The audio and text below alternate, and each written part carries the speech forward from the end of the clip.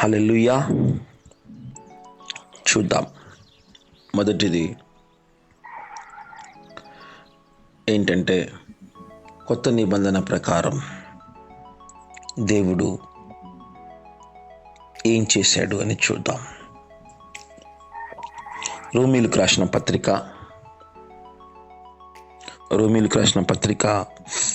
8వ అధ్యాయము 10వ వచనం చదువుకుందాం.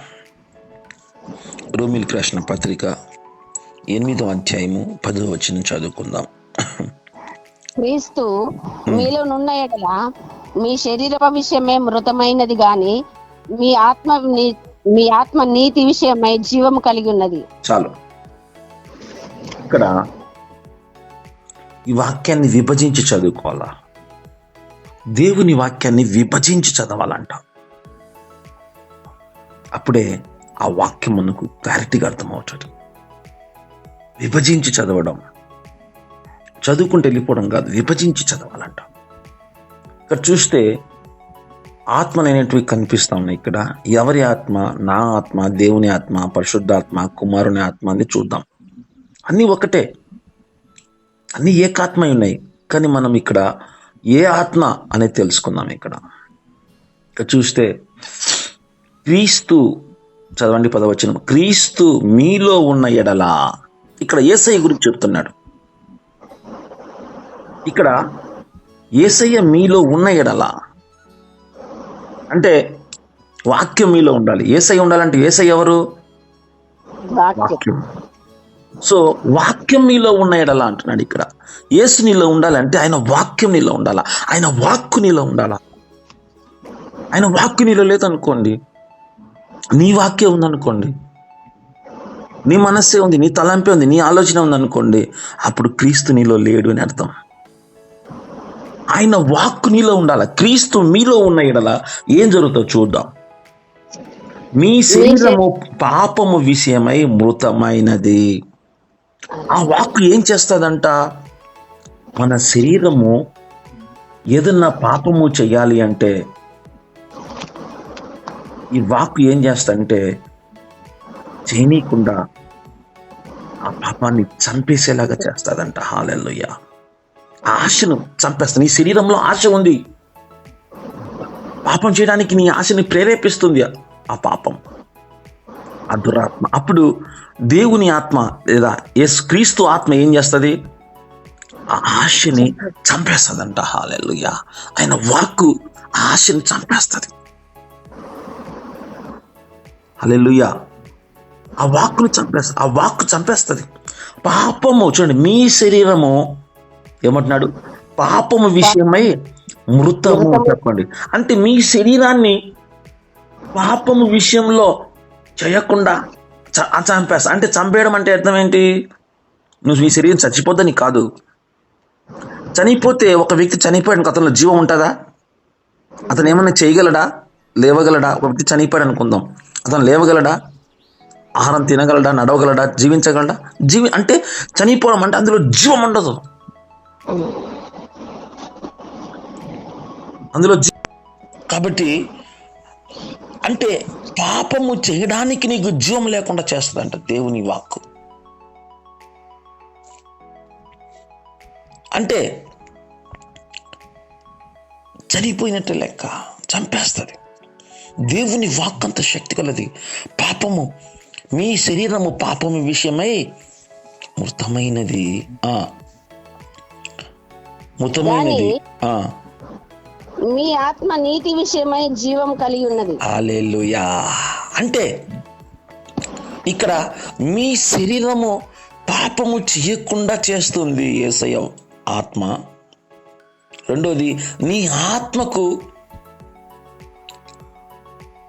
జీవాన్ని ఇస్తుంది. అంటే నీతిగా జీవించడానికి. నీ శరీరము పాపములో వెళ్ళకుండా, పాపము చేయకుండా, జీవాన్ని అక్కడ లేకుండా చంపేస్తుంది. పాపముల విషయంలో, నీతి విషయంలో జీవం ఇస్తుందంట. పాపము విషయంలో జీవం లేకుండా చేస్తుంది, నీతి విషయంలో జీవం ఇస్తుంది. ఎవరు మనలో ఉంటే? క్రీస్తు ఆత్మ మనలో ఉంటే. చెప్పండి, క్రీస్తు ఆత్మ మనలో ఉంటే, క్రీస్తు మనలో ఉంటే, క్రీస్తు వాక్యం మనలో ఉంటే, ఆయన వాక్యం మనలో ఉండాలి. అంతటితో సరిపోదు. సో ఇది గమనించాలి ఎవరైనా. ఒక వ్యక్తి పాపము చేస్తూ ఉన్నాడు, చేయకూడదు అనుకుంటున్నాడు, చేస్తూనే ఉన్నాడు. కానీ అతనికి ఏం కావాలా? దేవుని వాక్కు కావాలా? దేవుని వాక్యము వినాలి, దేవుని వాక్యం వినే వారితో ఉండాలి, దేవుని వాక్యముతో సహవాసం చేయాలి, దేవుని వాక్యము అతని నడిపించబడితేనే అతడు ఆ పాపము చంపగలుగుతాడు. అతని శరీరము పాపము చేయకుండా ఈ వాక్కు చంపుతాది. అందుకే పాపం విషయంలో మృతము, నీతి విషయంలో జీవం ఇస్తుంది. అంటే ఆత్మకు జీవం ఇస్తుంది, శరీరానికి జీవము లేకుండా చేస్తుంది పాపము చేయకుండా. తర్వాత చూద్దాం, కన్ను చేయండి. మృతులలో నుండి యేసును లేపిన వాని ఆత్మ మీలో నివసించిన ఎడల. చాలు ఇక్కడ మొదట క్రీస్తు మీలో నివసించాలని చెప్తున్నాడు ఇక్కడ. రెండవది మృతులలో నుండి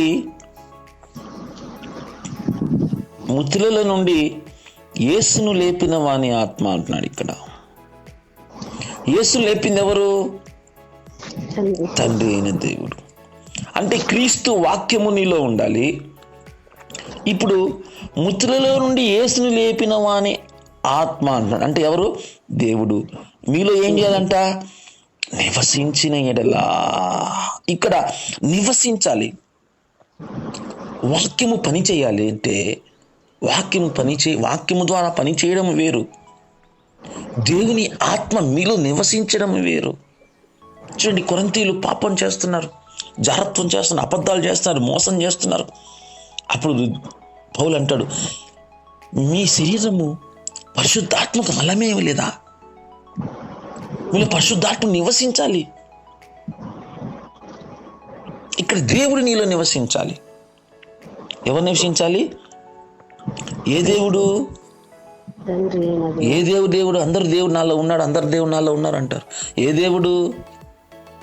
ఇప్పుడు దేవుడు అంటే మనం ఒకటే చెప్పాలా, క్రీస్తును యేసును లేపిన వాని ఆత్మ. అందరి మీదకి ఆత్మలు వస్తుంటాయి, కొందరి మీదకి కొత్త ఆత్మలన్నీ. ఏ ఆత్మలు వస్తాయో మనకు తెలియదు, ఏ ఆత్మలు ఉంటాయో తెలియదు లోపల. అందుకే దేవుడు అన్నాడు, ఏ ఆత్మ ఉండాలంటే మనలో, మృతులలో నుండి యేసుని లేపిన వాని ఆత్మ మీలో ఉందా?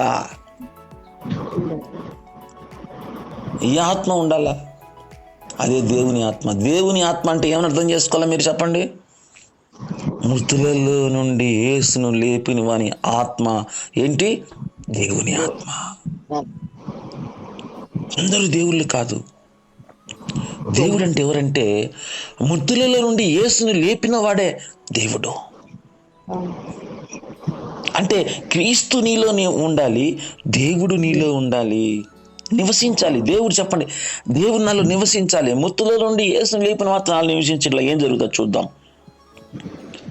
నివసించిన మృతులలో నుండి క్రీస్తు యేసును లేపిన వాడు చావుకులోనైన మీ శరీరములను కూడా, అంటే మన శరీరాలు ఏమవుతాయంటే చావుకు లోనవుతా ఉంటాయి, అప్పుడప్పుడు బలహీనతకు లోనవుతూ ఉంటాయి, అప్పుడప్పుడు వ్యసనాలకు లోనవుతా ఉంటాయి, కొన్ని బంధకాలకు లోనవుతూ ఉంటాయి మన శరీరాలు.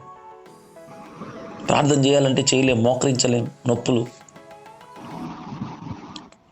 ఎక్కువసేపు వాక్యం వినాలంటే వినలేం.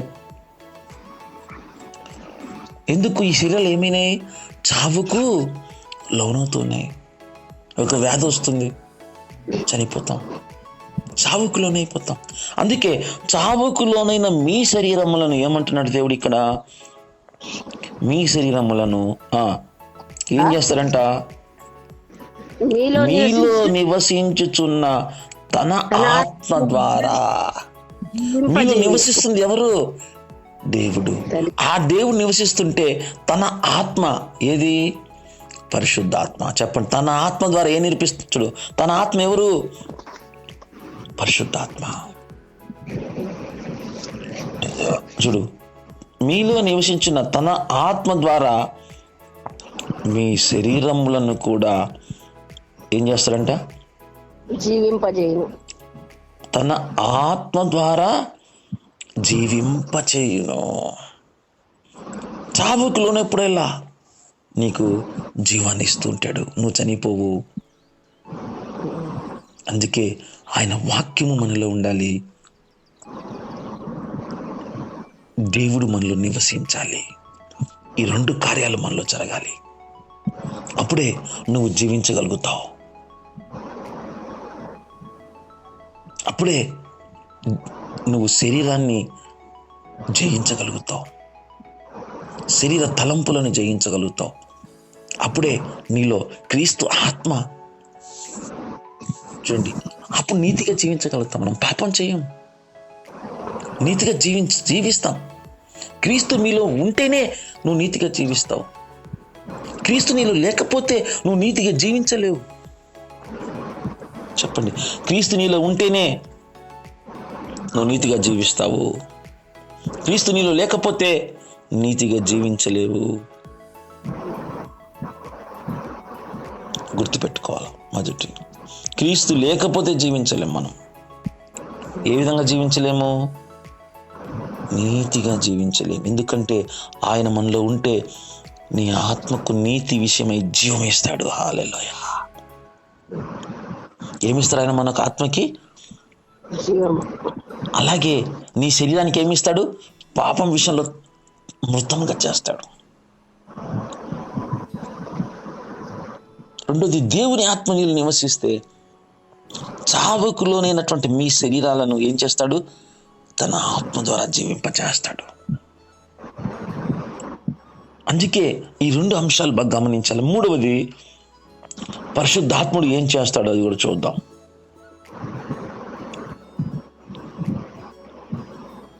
చాలా మంది ఏమనుకుంటారంటే దేవుని యందు విశ్వాసం చేయాలి, అంతా ఆయనే చేస్తాడు అనుకుంటారు. అంతా ఆయనే చేస్తాడు, మనం ఏం చేయాలి, మనం విశ్వాసం ఉంచితే చాలు అనుకుంటాడు. కానీ ఈ వాక్యం అలా చెప్తలేదు. ఏం చెప్తాం చూద్దాం. ఎన్నో వచ్చినామంటే హల్లెలూయా, రోమీయులకు రాసిన పత్రిక 8వ అధ్యాయము 13వ వచనం. మీరు శరీరానుసారంగా ప్రవర్తించిన ఎడల చావవలసిన వారయ్యుందురు, గాని ఆత్మచేత శరీర క్రియలను చంపిన ఎడల జీవించెదరు. ఇక్కడ చూడండి, నువ్వు శరీరము ద్వారా జీవిస్తావా, ఆత్మ ద్వారా జీవిస్తావా? శరీరం ద్వారా జీవించాలనుకుంటే మనం చచ్చిపోతాం, మనం చచ్చిపోతూ ఉంటాం. ఈ లోకంలో జీవించాలని ఆశ నీకుండదు, అన్నిట్లో చచ్చిపోతావు నువ్వు శరీరానుసారంగా జీవించడం వల్ల. అయితే ఇక్కడ చూడండి, ఆత్మ చేత ఏం చేయాలంట? ఆత్మ చేత ఏం చంపాలి? శారీరక క్రియలను చంపిన ఎడల జీవించెదరు. మూడవది ఏంటో తెలుసా? ఇక్కడ పరిశుద్ధాత్ముడు పని చేస్తాడు, కానీ నీ ఆత్మ కూడా పని చేయాలని చెప్పండి. పరిశుద్ధాత్ముడు పని చేస్తాడు, నీ ఆత్మ పని చేయాలి. నీ ఆత్మ పని చేయకుండా పరిశుద్ధాత్మ పని చేయడు. నీ ఆత్మ ద్వారా పరిశుద్ధాత్మని ఆత్మ పని చేయాలి. పరిశుద్ధాత్మని ద్వారా నీ ఆత్మ పని చేయాలి. చూడండి, అందుకే ఆత్మ చేత దేని చంపాలంట? శారీరక క్రియలను చంపాలి.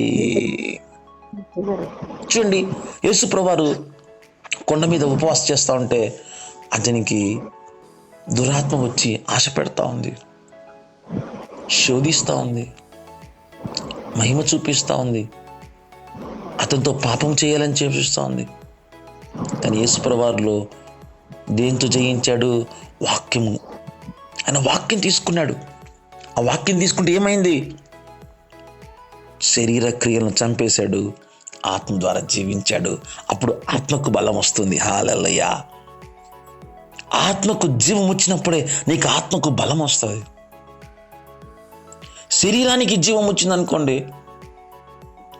అప్పుడు ఏం చేస్తావు? నువ్వు పాపానికి జీవం వచ్చిందనుకోండి, అప్పుడు నువ్వు పాపం చేస్తావు. నీ శరీరంలో పాపము వచ్చి ఆ పాపానికి జీవం వచ్చినప్పుడు నువ్వు పాపమే చేస్తావు. నీ శరీరంలో పాపం ఉన్నప్పుడు ఆ పాపం నాకు జీవం లేకుండా చేసినప్పుడు నీ శరీరం పాపం చేయదు. ఇక్కడ అందుకే ఎప్పుడైతే నువ్వు శారీరకంగా చంపడము, మూడవది చెప్పండి, ఆత్మచేత ఏం చేయాలా? శారీరక క్రియలను చంపాలి. ఇది మూడవది. నాలుగవది చూద్దాం, 14 వచనం. దేవుని ఆత్మచేత ఎందరూ నడిపించబడుదురో వారందరూ దేవుని కుమారులై ఉందురు. అంటే ఆత్మను చేత చంపాలంటే నువ్వు ఆత్మ చేత నడిపించబడాలి. చెప్పండి, ఆత్మ చేత శారీరకను చంపాలంటే దేంతో నడిపించబడాలి? ఆత్మ చేతను నడిపించబడాలి. లేకపోతే నువ్వు శారీరకలను చంపలేవు. చూద్దాం, అది కూడా మత్తయి సువార్త 4వ అధ్యాయంలోకి వెళ్దాం. ఒకసారి ఎగ్జాంపుల్ తీసుకుందాం. 1వ వచనం చదవండి. మత్తయి సువార్త 4వ అధ్యాయం 1వ వచనం. అప్పుడు యేసు అపవాది చేత శోధింపబడుటకు ఆత్మ వలన అరణ్యంలో కొనుపోబడింది. చాలు, ఇక్కడ సాతాను శోధిస్తా ఉంది. యేసయ్యను పాపంలోకి తీసుకెళ్ళాలని, పాపం చేయించాలని, దురాశలు కలిగించాలని, దేవుణ్ణి శోధించాలని రెడీగా ఉంది. కానీ యేసు దేంతో వెళ్ళారు చూడండి. యేసు అపవాస శోధించడానికి ఆత్మ వలన అరణ్యానికి కోపడ్డాడు. ఇంకా లూకాసు వార్తలోకి వెళ్దాం, ఇంకా క్లారిటీగా ఉంటుంది. లూకాసు వార్త 4వ అధ్యాయం 1వ వచనం. యేసు పరిశుద్ధాత్మ పూర్ణుడై యోర్దాను తిరిగి వచ్చి 40 దినములు ఆత్మ చేత అరణ్యములో నడిపింపబడి. దేంతో నడిపించబడ్డాడు? ఆత్మ చేత అరణ్యములో నడిపించబడ్డం వల్లనే దేవుడు సాతాన్ని ఏం చేయగలిగినాడు? వెళ్ళగొట్టగలిగినాడు. సాతాను చెప్పే మాటలను ఏం చేసినాడు? గద్దించగలిగినాడు. సాతాను తరిమి కొట్టాడు. సాతాను ఏం చేసింది? విడిచి వెళ్ళిపోయింది. హల్లెలూయా. చూసారా? When you are lead by the holy spirit, నువ్వు అప్పుడే శారీరకలను చంపుతావు. కోపం వచ్చింది, తట్టుకోలేకపోయి బూతులు తిడతావు, వాళ్ళని తిడతావు, వీళ్ళని చేపిస్తావు, వాళ్ళని కొనుగుతావు, వీళ్ళని కొనుగుతావు. శారీరక క్రియలు చంపలేకపోతున్నావు. చూడండి, నీలో శారీరక క్రియలు ఏమున్నాయో తెలుసుకోవాలి. ఇవన్నీ వస్తే ఏం చేయాలి? ఆత్మచేత నడిపించబడాలి. ఆత్మచేత నడిపించబడాలంటే ఏం చేయాలి? దేవుని వాక్యమును బాగా వినాలి. దేవుని వాక్యమును నీ శరీరంలో, నీ ఆత్మలో నింపుకోవాలి. దేవుని వాక్యమును బాగా వినాలి. ఎప్పుడు వినాలి? ఎప్పుడు వింటూనే ఉండాలి వాక్యం. ఒకసారి గలతీ రాసిన పత్రికలోకి వెళ్దాం. గలతీ రాసిన పత్రికలోకి వెళ్దాం.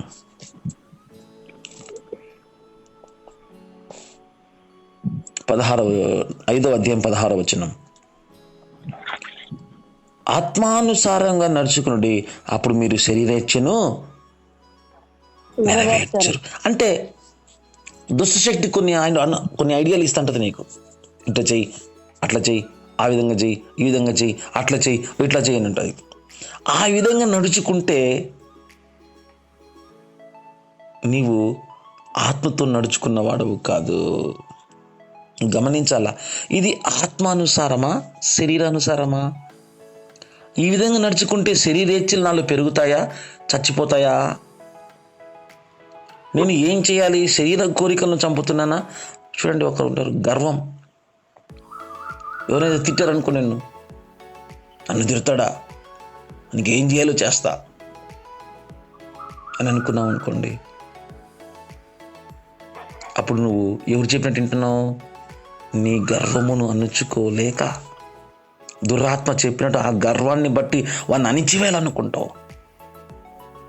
అదే నువ్వు నీ గర్వాన్ని తగ్గించుకొని ప్రభువుకి అప్పచెప్పినావు అనుకోండి, అప్పుడు నువ్వు దేంతో జీవించినట్టు, దేంతో నడుచుకున్నట్లు? ఆత్మానుసారంగా నడుచుకున్నట్లు.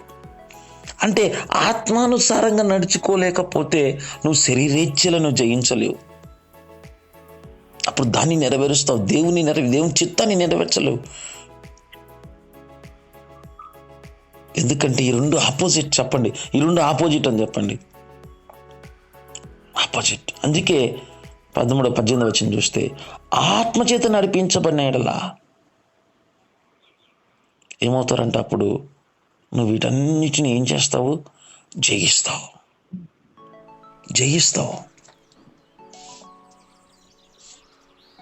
మరి ఆత్మచేత నడిపించబడాలంటే ఏం చేయాలి?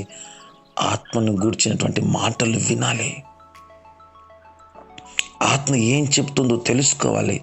ఆత్మ ఎలా నడవమంటుందో దేవుణ్ణి అడగాలి, ప్రార్థన చేయాలి, ఉపవాసం చేయాలి. ఇప్పుడు చూడండి, యేసువారు ఉపవాసం ఎందుకు చేయాలి? ఆత్మ చెప్పేది ఏదో, దురాత్మ చెప్పేదో తెలుసుకోవాలి. ఫాస్టింగ్ చేస్తున్నాడు, దురాత్మ చెప్తుంది నువ్వు దేవుని కుమారుడికి రాళ్ళని రొట్టెలుగా చేసుకొని తిను. ఇది దేవుని వాక్యమే కానీ దేవుని ఆత్మ చెప్పిందా? చెప్పండి. దేవుని వాక్యమే కానీ దేవుని ఆత్మ చెప్పిందా? చెప్పలే. మళ్ళీ చూడండి, మత్తయి సువార్త 4 ఏమంటుంది? నీవు దేవుని కుమారుడు అయితే పైనుంచి కింది దుఃఖము, నీ దూతలు వచ్చి నిన్ను పట్టుకుంటా. ఇది దేవుని వాక్యమే కానీ దేవుడు చెప్పలేదు. ఎవరు చెప్తున్నారు? దురాత్మ చెప్తున్నాడు. కాబట్టి మనము దేవుని ఆత్మ చెబుతుందా, దురాత్మ చెబుతుందా అని తెలుసుకోవాలి. చూడండి, ఏదైనా తోటలో దేవుడు చెప్పాడు, ఇదిగో ఈ చెట్లను, ఈ మంచి చెట్ల తెలివినిచ్చు చెట్ల ఫలములను నువ్వు తినకూడదు, తిని మనం చచ్చిపోతావు అన్నాడు. అంటే వాళ్ళు చచ్చిపోయారు శరీర విషయంలో, ఆత్మలో జీవాన్ని కోల్పోయారు వాళ్ళు. ఏమైంది అక్కడ? దేవుని వాక్యమే, దేవుడు చెప్పిన మాటనే, కానీ సాతాను ఏం చేసింది? మీరు చావనే చావరు, ఈ తినదినమున మీరు దేవదూత వలె ఉందరు అని చెప్పేసరికి అవి ఎప్పుడైతే తిన్నదో వాళ్ళు ఏమైపోయారు? శరీరానుసారంగా జీవించారు. అందుకే వాళ్ళు చచ్చిపోయారు. దేవుని ఆత్మ జీవాన్ని కోల్పోయారు, ఆ జీవాన్ని కోల్పోయారు, ఆ సన్నిధిని కోల్పోయారు. శరీరానుసారంగా జీవించేసరికి శరీరానుసారమైన సమస్యలన్నీ వచ్చాయి, జయించలేకపోతున్నారు. శరీరానుసారం కష్టం వచ్చింది, ప్రసవేదన వచ్చింది, జయించలేకపోతున్నాం. అందుకే ఆత్మ చెప్పిన మాట ఏది, దురాత్మ చెప్పిన మాట ఏది? ఆత్మ వాక్యమే చెప్తుంది, దురాత్మ కూడా ఆ వాక్యమే తీసుకుని. నువ్వు దేవుని మాట వింటావు కాబట్టి, నువ్వు ఎవరి మాట వినవు కాబట్టి నీకు దేవుని వాక్యమే తీసుకొస్తానని దురాత్మ దేవుని వాక్యం తీసుకొని వస్తుంది. అప్పుడు నువ్వేం చేయాలి? ఇది దేవుని ఆత్మ పలుకుతుందా, దురాత్మ పలుకుతుందా తెలుసుకోవాలి. దానికి నీకేం కావాలి? దేవునితో సహవాసం కావాలి. అందుకే యేసువారు అరణ్యానికి ఎందుకు వెళ్ళారు? దేవునితో సహవాసం అని చెప్పండి. ఎవరితో సహవాసం చేయడానికి? దేవునితో సహవాసం. దేవునితో సహవాసం చేయకపోతే దేవుడు మాట్లాడుతున్నాడా, దురాత్మ మాట్లాడుతుందా నువ్వు గ్రహించలేవు. దేవుని వాక్యం చెప్తుందా? దేవుని వాక్యమే చెప్తుంది. ఈ దేవుని వాక్యమే కదా అని నువ్వు అనుకుంటావు. కరెక్టే, దేవుని వాక్యమే, కానీ దేవుడు చెప్పట్లేదు కదా. దేవుని వాక్యాన్ని దుష్టుడు బోధించవచ్చు, దేవుని ఆత్మ బోధించవచ్చు. ఒక ఎగ్జాంపుల్ చెప్తా చూడండి.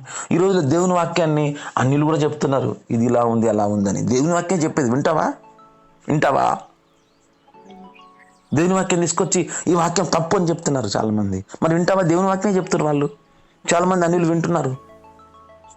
అందుకే దేవుని వాక్యము దేవుని ఆత్మతో చెప్పడం వేరు, దురాత్మతో చెప్పడం వేరు. లోపల కోపముతో చెప్పడం వేరు, ప్రేమతో చెప్పడం వేరు. ఆత్మతో చెప్పేవాడు ప్రేమతో చెప్తాడు, ఆత్మతో చెప్పేవాడు తగ్గింపుతో చెప్తాడు, దీర్ఘశాంతముతో చెప్తాడు. ఆత్మతో చెప్పేవాడు ఆత్మ ఫలముతో చెప్తాడు. దురాత్మ చెప్పేవాడు కల్మషముతో చెప్తాడు, కోపముతో చెప్తాడు, ద్వేషంతో చెప్తాడు, అసూయతో చెప్తాడు, స్వార్థముతో చెప్తాడు. ఇది దురాత్మతో చెప్పేటువంటి మాట. అందుకే దేవునితో సహవాసం చేయకపోతే, దేవునితో ఒంటరిగా గడవకపోతే దేవుని ఆత్మ ఏం చెప్తుందో నువ్వు గ్రహించలేవు. ఎవరు ఏది చెప్పినా నువ్వు నమ్మేస్తావు. అందుకే దేవునితో సహవాసం చేయాలా.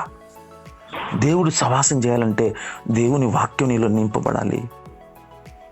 దేవుని వాక్యం వినాలి. దేవుని వాక్యముతో నింపబడినప్పుడే నువ్వు దేవునితో సహవాసం చేయగలవు.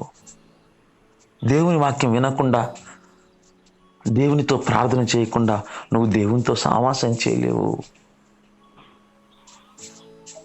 శరీర క్రియలు జయించలేకపోతున్నావా ఈరోజు నువ్వు? అయితే నువ్వు దేవునితో ఎక్కువ సహవాసం చేయాలి. 1 గంట చేస్తున్నావేమో ఈరోజు, అయితే ఈ వారం నుంచి పెంచాలి. నువ్వు 2 గంటలు, 3 గంటలు, 4 గంటలు, 5 గంటలు పెంచుతూ ఉంటే నీకు దేవునితో సహవాసం పెరుగుతుంది. దేవుని ఆత్మకు జీవం ఇస్తాడు. ఈ ఆత్మకు జీవం ఎప్పుడైతే వస్తుందో అప్పుడు నువ్వు ఆ శరీరికలను చంపుతావు, పాపాన్ని తరిమి కొడతావు, దేవుళ్ళు నిలబడతావు. దేవుడి శక్తి నీకు వస్తుంది. హల్లెలూయా. అందుకే దేవునితో సహవాసం చేయాలా. యేసుప్రభు 40 దినాలు చేశాడు. ఒకరోజు చేయలేదు. కొండ మీద ఒంటరిగా వెళ్ళి ఆత్మచేత వెళ్ళి 40 దినాలు ఉపవాసం చేశాడు. చేసినప్పుడు ఆయన దేవుని ఆత్మ ఏమిచ్చింది? ఆయనకి నడిపించింది, శక్తినిచ్చింది, బలం ఇచ్చింది. హల్లెలూయా.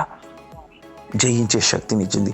దేవునితో సహవాసం ఎక్కువ చేయడం, ఎక్కువగా వాక్యం వినడం, ఎక్కువగా వాక్యం మాట్లాడడం, ఎక్కువగా వాక్యాన్ని నింపుకోవడం, ఎక్కువగా వాక్యంతో సహవాసం చేయడం చేస్తే శోధన రావచ్చు, శరీర కోరికలు రావచ్చు, దుష్ట శక్తులు ప్రేరేపించబడవచ్చు, దుష్టుడు బలంగా పనిచేయచ్చు నీ ఇంట్లో. చాలామంది అంటారు, ప్రజలు ఉపవాస ప్రార్థన చేస్తుంటే శోధనలు పెరిగిపోతున్నాయి.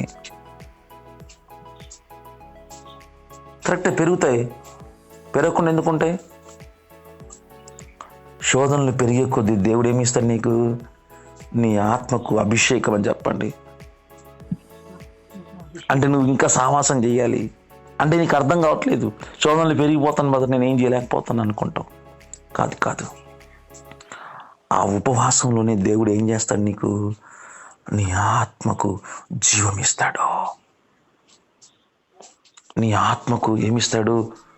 బలం ఇస్తాడు. నీ ఆత్మకి ఏమిస్తాడు? జీవింపజేసే శక్తి ఇస్తాడు. నీ ఆత్మకి ఏమిస్తాడు? ఆ శరీర క్రియలను చంపే అభిషేకము, దుష్టుని తరిమి కొట్టే అభిషేకం నీకు ఇస్తాడు. చూసారా? అప్పుడు సాతాను అప్పో అనగానే అది వెళ్ళిపోయింది, అని పవర్ పోయింది. ముందన్నాడు అనలేదు. శోధించాడంటే ఎందుకు శోధించాడు? శరీర క్రియలు జయిస్తా ఉన్నాడు. ఒక్కొక్క శరీర క్రియ జయిస్తానే ఉన్నాడు. చివరిలో ఏ శక్తి వచ్చింది? సాతాను తరిమి కొట్టగానే పోయింది. ఇది ఫాస్టింగ్ పేరులో మన జీవితంలో జరుగుతాయి ఇవన్నీ. మనం ఫాస్టింగ్ పేరు కేవలం లెంట్ డేస్లోనే పెట్టుకుంటాం. కానీ ఫాస్టింగ్ పేరు అంటే ఏంటో తెలుసా? నువ్వు పుట్టింది మొదలుకొని చనిపోయేంత వరకు నీకు ఉపవాస ప్రార్థనే. చెప్పండి, నేను పుట్టింది మొదలుకొని చనిపోయేంత వరకు ఏ ప్రార్థన చేయాలి మనము? ఉపవాస ప్రార్థన. అంటే ఉపవాస ప్రార్థన అంటే ఏంటి? శారీరకలను చంపడం, ఆత్మచేత జీవించడమే. ఏం ప్రార్థన అది? ఉపవాస ప్రార్థన అంటారు. చూడండి, ఒక సాతాన్ని వాళ్ళు తరిమి కొట్టలేకపోయారు. అప్పుడు దేవుడు ఏమన్నాడు? ఉపవాస ప్రార్థన చేయండి. అంటే ఉపవాస ప్రార్థన చేసి ఏమొస్తుంది? శారీరకలను చంపుతావు, ఆత్మచేత జీవిస్తావు. అందుకని మనము ప్రతిరోజు శారీరకలను చంపాలి.